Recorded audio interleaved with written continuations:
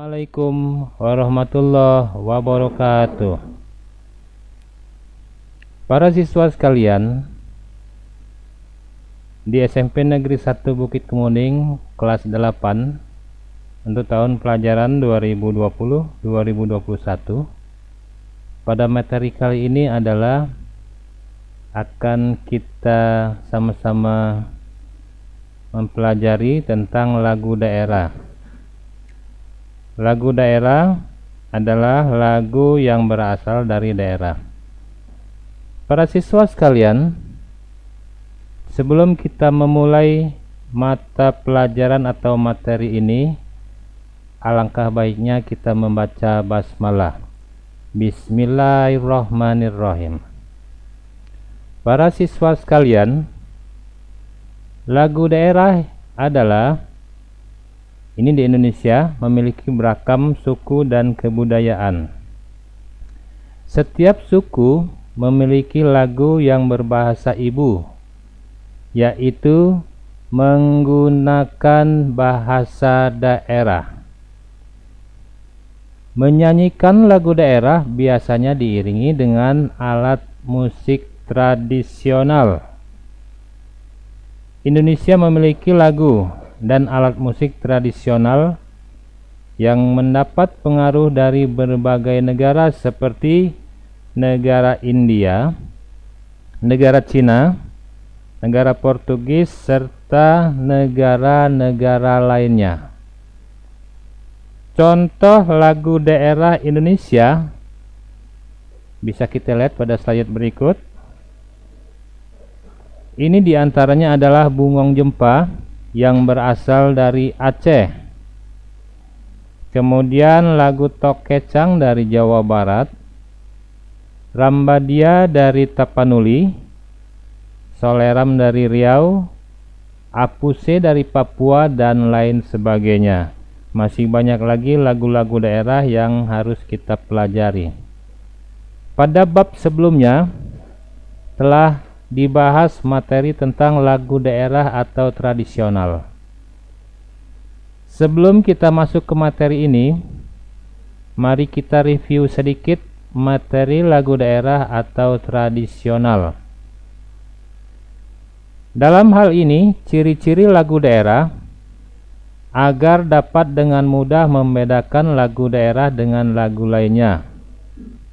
Terdapat ciri-cirinya sebagai berikut. Nah, ini dia. Yang pertama adalah lirik atau syairnya berbahasa daerah. Itu sudah pasti. Iringan musiknya berupa alat musik daerah setempat. Lagu daerah umumnya tidak terlalu panjang.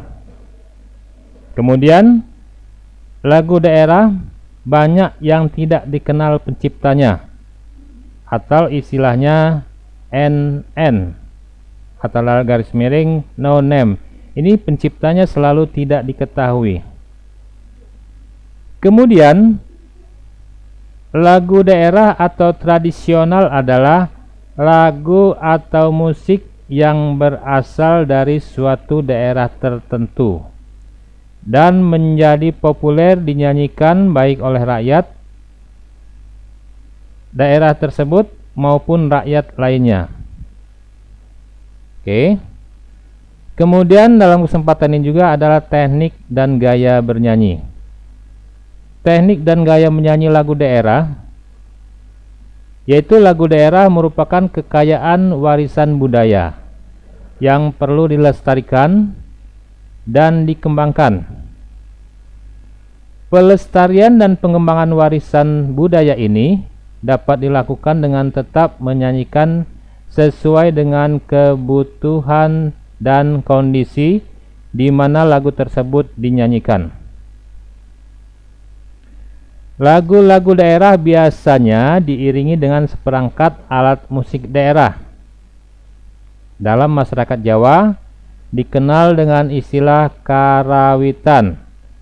Istilah karawitan menunjuk pada seperangkat alat musik tradisional secara lengkap, secara orkestra. dan lagi secara orkestra. Anak-anak sekalian, seringkali seorang pemain atau seniman ahli karawitan menambah atau mengurangi komposisi yang dimainkan. Begitu juga beberapa karya atau gaya musiknya. Oke. Komposisi karawitan dapat mengembangkan perbedaan-perbedaan dari sebuah wilayah dengan wilayah lainnya sepanjang waktu. Inilah yang menyebabkan munculnya gaya yang berbeda-beda. Gaya musikal adalah ciri khas atau karakteristik musikal yang dihasilkan dari beberapa kondisi. Kondisi itu adalah yaitu gaya lokal. Gaya lokal berarti karakteristik cara menyanyikan lagu daerah yang berbeda dengan daerah lainnya. Pada isu globalisasi kemudian disebut dengan istilah entitas lokal genius. Yang kedua adalah gaya individual, berarti tipologi karakteristik seorang tokoh pencipta lagu-lagu yang membedakannya dengan pencipta lagu lainnya. Ini gaya individual. Kemudian yang terakhir yaitu gaya periodikal. Artinya karakteristik zaman tertentu yang menghasilkan gaya musikal tertentu. Misalnya, gaya dalam bentuk musikal adalah tipologi karakteristik yang dapat dibedakan dari berbagai bentuk karya musikal. Yang dapat dibedakan dari berbagai bentuk karya musikal yang ada. Misalnya, pada musik Betawi adalah gambang kromong, lagu sayur, dengan lagu pobin, atau dalam lagu keroncong tugu antara keroncong asli, langgam, dan stambul.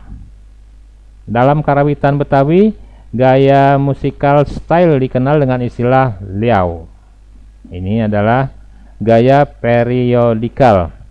Kemudian selanjutnya adalah teknik vokal dalam menyanyi lagu daerah. Ini yang harus kita perhatikan. Menyanyikan lagu-lagu daerah ada yang dilakukan secara seorang diri, tetapi ada juga yang dilakukan secara berkelompok. Menyanyi pada masyarakat sering dilakukan sesuai kebutuhan.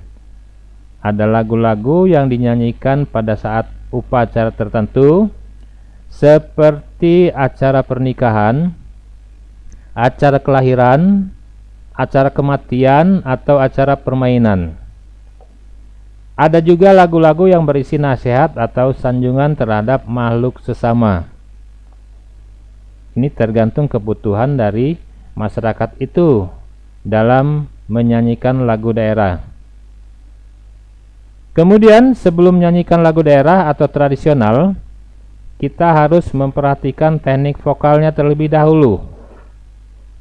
Teknik vokal selain ditentukan oleh organ-organ tubuh, mutu dan pembentukannya, suara manusia juga didukung oleh beberapa teknik vokal. Di antaranya yang pertama adalah intonasi. Intonasi merupakan salah satu latihan dasar yang penting bagi seorang penyanyi.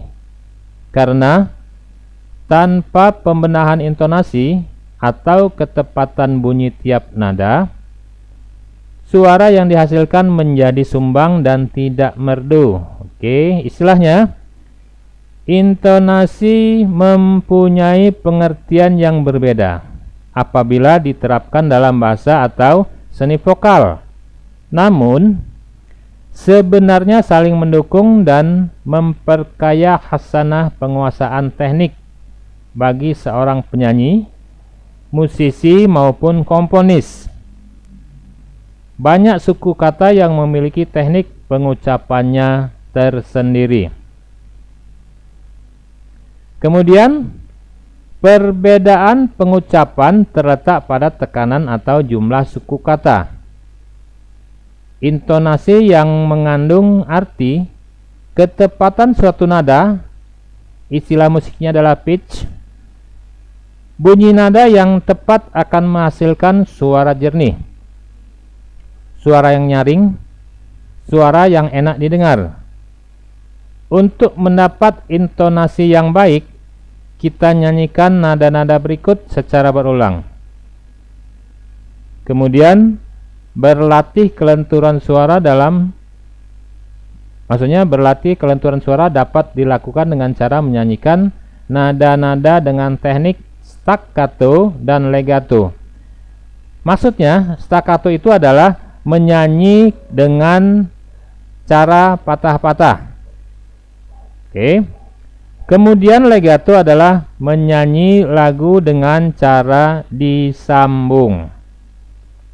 Kemudian adapun langkah-langkah berlatih kelenturan adalah sebagai berikut. Yang pertama adalah tahap pertama, nada dinyanyikan dengan tempo lambat lalu lebih cepat. Ini adalah tahap pertama. Ini adalah langkah-langkah berlatih dalam kelenturan. Yang kemudian kedua, nada dinyanyikan dengan tempo bervariasi. Yang ketiga, menyanyikan interval yang bervariasi, dimulai dari bawah ke nada tinggi dengan artikulasi na, ka, la, dan ra. Kemudian tahap keempat, menyanyikan nada-nada kromatis. Selanjutnya yang kelima adalah menyanyikan lagu sesuai dengan tahap-tahap latihan. Ini adalah langkah-langkah berlatih dalam kelenturan. Selanjutnya sikap. Ini artikulasi dulu. Artikulasi adalah cara mengucapkan kata-kata dalam menyanyi agar pesan lagu dapat dimengerti dan dipahami pendengar.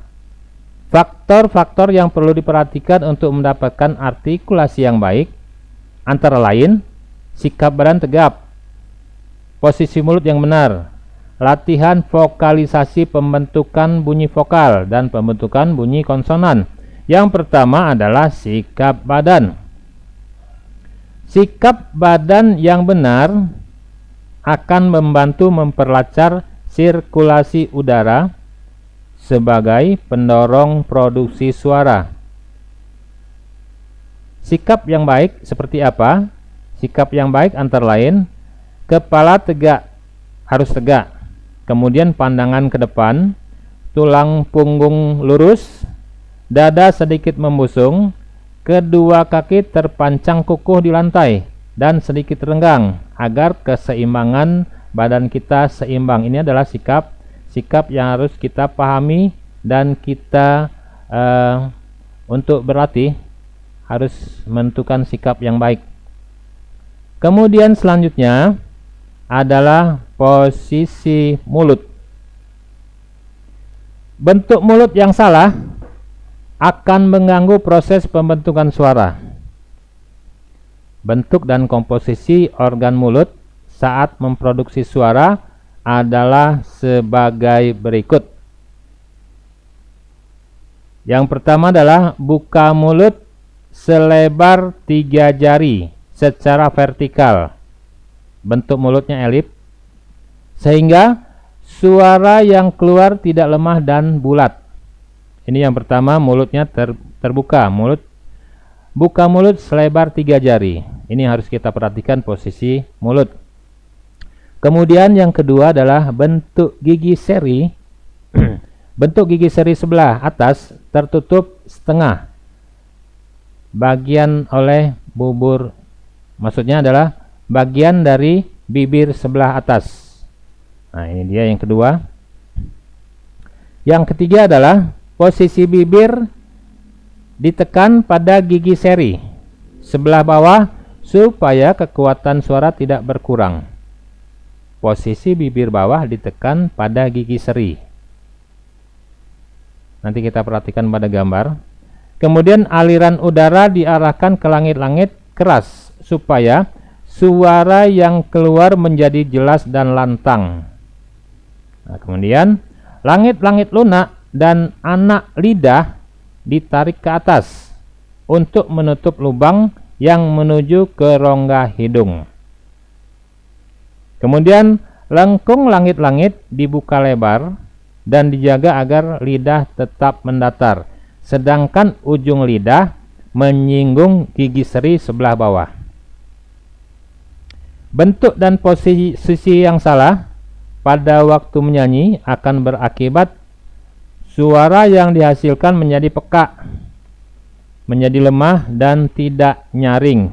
Ini harus diperhatikan adalah posisi mulut dalam bernyanyi. Oke. Kemudian yang selanjutnya adalah latihan vokalisis.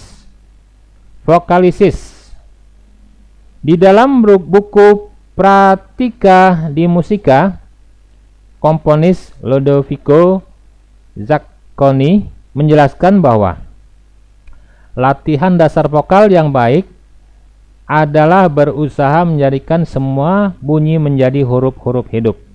Tujuannya, latihan vokalisis adalah memelihara dan menyempurnakan huruf vokal ataupun konsonan dengan teknik agar produksi suara dihasilkan menjadi bulat dan merdu. Oke, anak-anak sekalian, itu adalah latihan vokalisis. Selanjutnya adalah teknik pembentukan bunyi vokal. Apa itu bunyi vokal?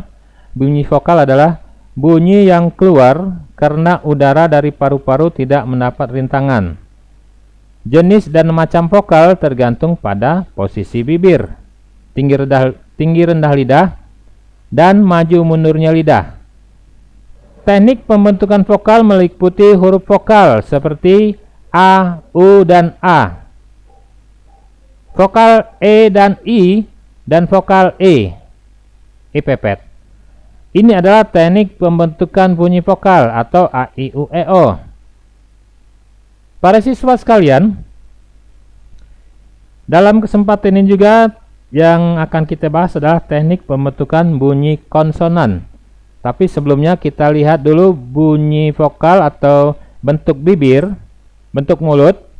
Seperti artikulasi huruf A, ini mulutnya terbuka, seperti contoh gambar ini. Kemudian I, bentuk bibirnya agak terbuka sedikit. Kemudian E, agak lebar sedikit. Dan O seperti ini adalah bulatan, ya, huruf O. Kemudian U, agak lebih sempit daripada huruf O. Ini adalah pengucapan artikulasi bentuk mulut. Kita perhatikan pada gambar berikut. Ini adalah teknik-teknik dalam bernyanyi vokal. Oke, next. Kemudian yang selanjutnya adalah teknik pembentukan bunyi konsonan. Bunyi konsonan adalah bunyi yang keluar dari paru-paru mendapat rintangan atau hambatan. Terbentuknya bunyi konsonan tergantung peranan lidah sebagai artikulator dan sasaran titik artikulasi.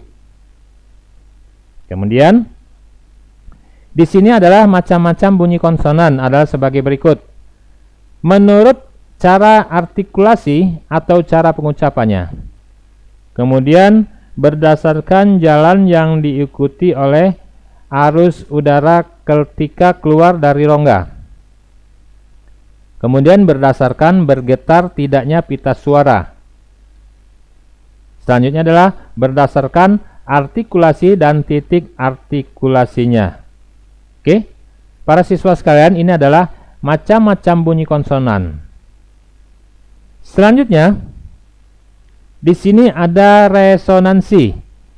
Resonansi itu adalah suatu gejala bunyi yang dikembalikan dari suatu ruangan.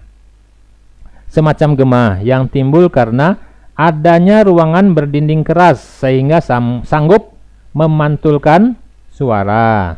Tanpa ruangan resonansi, pita suara hanya menimbulkan bunyi yang lemah karena panjangnya hanya 1,5 sampai 2 cm. Dengan adanya resonansi, suara manusia menjadi keras, indah, dan gemilang. Oke. Kemudian yang tidak kalah pentingnya adalah teknik pernapasan.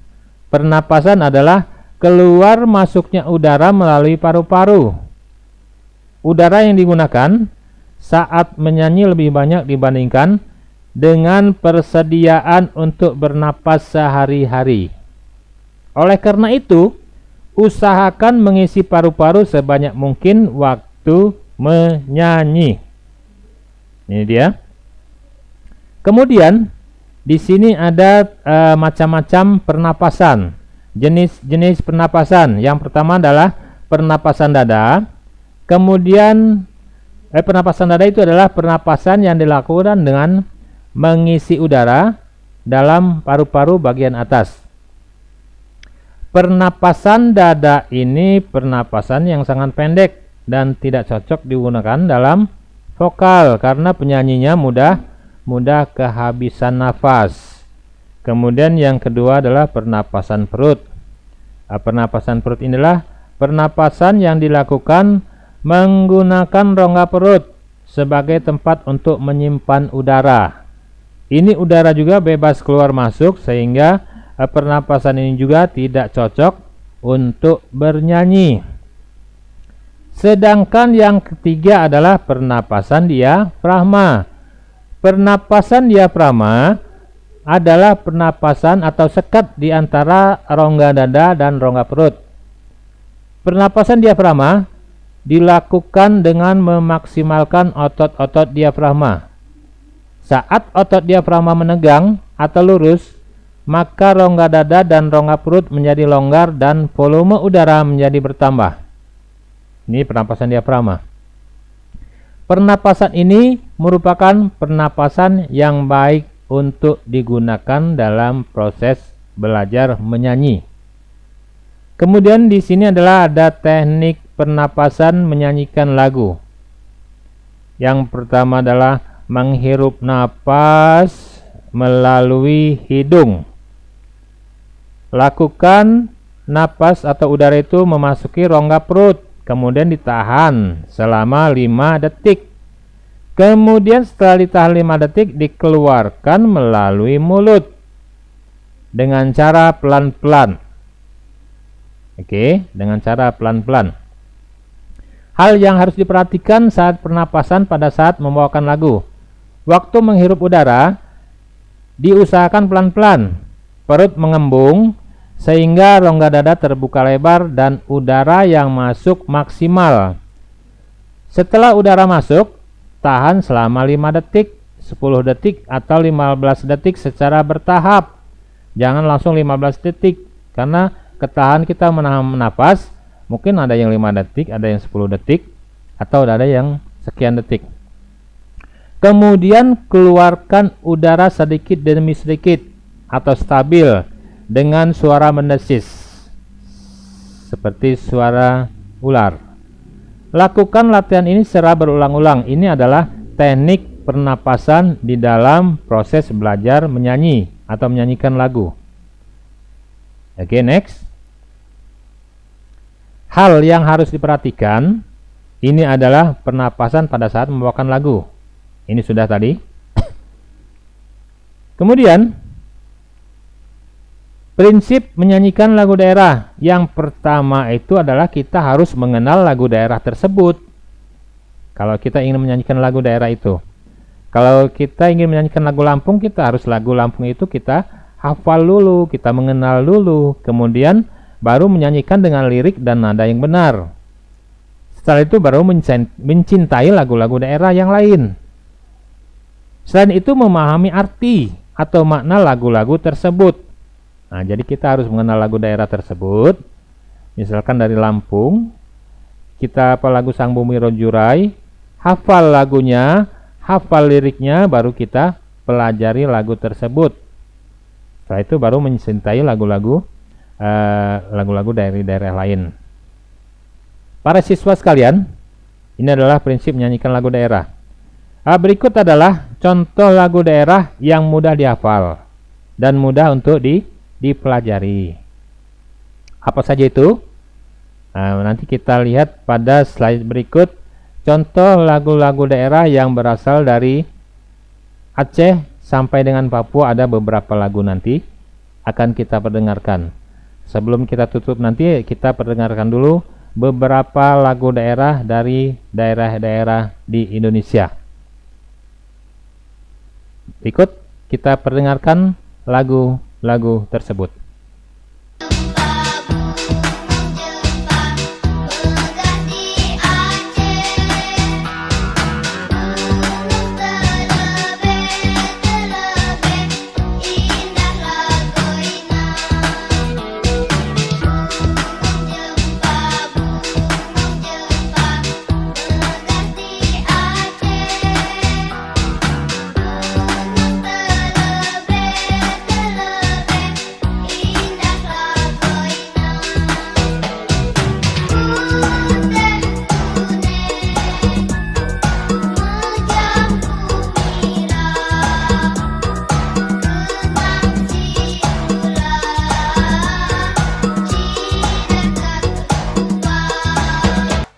Mesat ngepung luhur jauh di awan-awan, beber kerajaan tanah, tanam tayak karingan, suku marang luas, kerja pamatik menulu, dapat megabari hibar tarik mulu. Saha anu besar, musuhkan matandangna, gendang jeng terkentang, payah bandingan mana.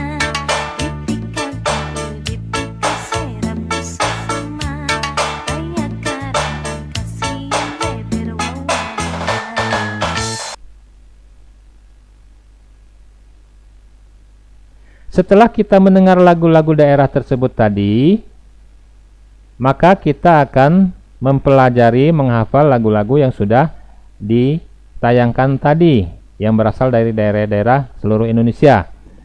Paling tidak satu lagu daerah harus hafal untuk dinyanyikan, untuk sebagai praktikum lagu-lagu daerah. Mungkin sampai sini materi kita pada kesempatan ini. Mudah-mudahan bermanfaat. Lebih kurangnya mohon maaf. Saya Ari. Wassalamualaikum warahmatullahi wabarakatuh.